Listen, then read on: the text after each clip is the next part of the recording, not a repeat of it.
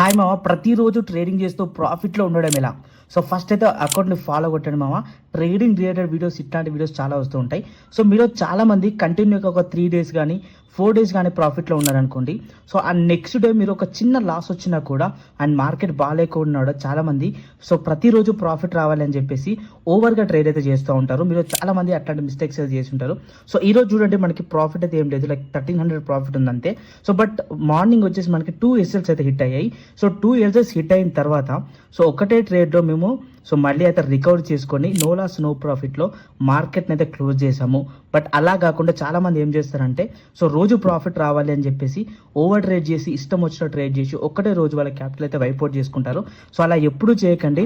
So మీరు 10 days కనుక trading చేస్తే అట్లీస్ట్ ఒక 4 డేస్ కానీ లైక్ 5 డేస్ కానీ మీరు లాస్లో ఉన్నా కూడా, చిన్న చిన్న లాస్లో ఉన్నా కూడా సో మీరు స్టిల్ ప్రాఫిట్లోనే ఉంటారు. ఒక మంచి రిస్క్ టు రివార్డ్ రేషియో కనుక మీరు ట్రేడ్ చేస్తే లైక్ 1:2, 1:3 రేషియోలో మీరు ట్రేడ్ చేశారు అనుకోండి, ఖచ్చితంగా మీరు ప్రాఫిట్లోనే ఉంటారు. బట్ ఒక్కటి గుర్తుపెట్టుకోండి, స్టాప్ లాస్ మొత్తం తక్కువ ఉండాలి, టార్గెట్ మాత్రం ఎక్కువ ఉండాలి. సో అట్లాంటప్పుడు మీరు మంత్ ఎండ్ వచ్చేసరికి ప్రాఫిట్లో ఉంటారు. సో ట్రేడింగ్ గురించి మీరు నేర్చుకోవాలనుకుంటే నాకు DM చేయండి మా. Thank you so much.